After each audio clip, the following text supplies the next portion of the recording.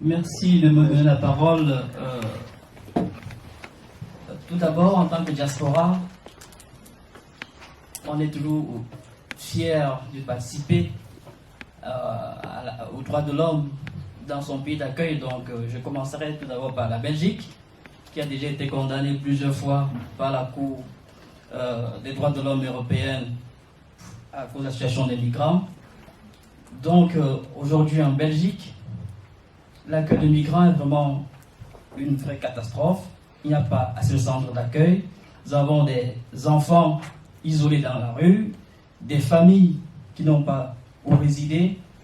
Et c'est une situation assez dramatique qu'il faut également soulever, car ça parle des questions de droits de l'homme, des droits humains, et aussi interpeller sur cette façon de deux poids deux mesures, où nous avons aussi bien accueilli les réfugiés ukrainiens, mais par contre les réfugiés afghans, irakiens, ceux qui viennent de la Méditerranée, sont ceux-là qu'on ne regarde pas assez.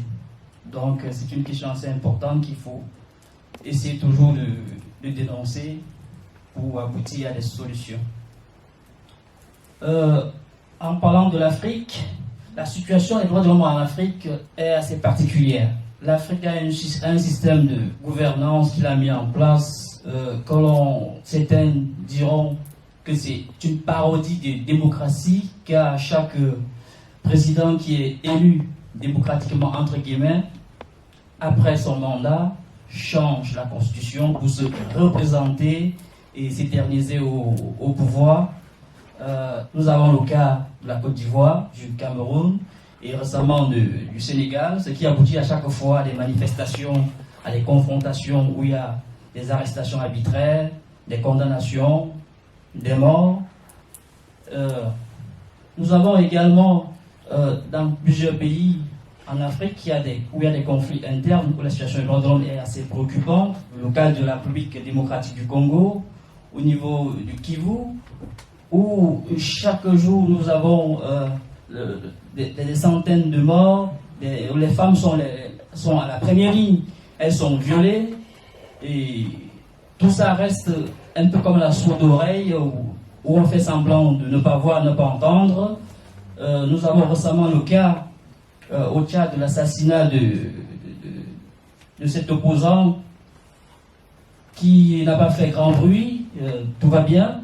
Donc, les droits de l'homme en Afrique, il faut également déplorer le fait que l'ONU, à travers ses résolutions et les casques bleus qu'ils envoient le plus souvent en Afrique, comme au Nord Kivu, ou en République démocratique ou en République centrafricaine, n'ont jamais réussi à aboutir à trouver une solution fiable sur le terrain, où c'est toujours la population civile qui paie le prix fort du manque d'accès à l'éducation, à la santé.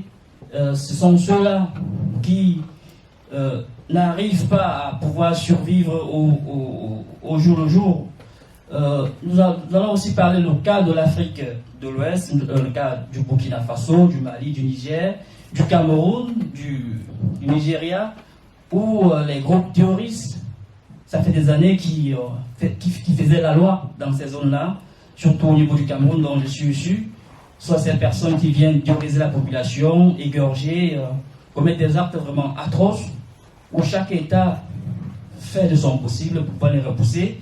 Mais nous avons constaté, il faut bien le dire, que depuis le départ des forces internationales, la sécurité et les forces de ces pays-là semblent maîtriser la situation, repousser tous ces hommes qui commettent ces atrocités-là.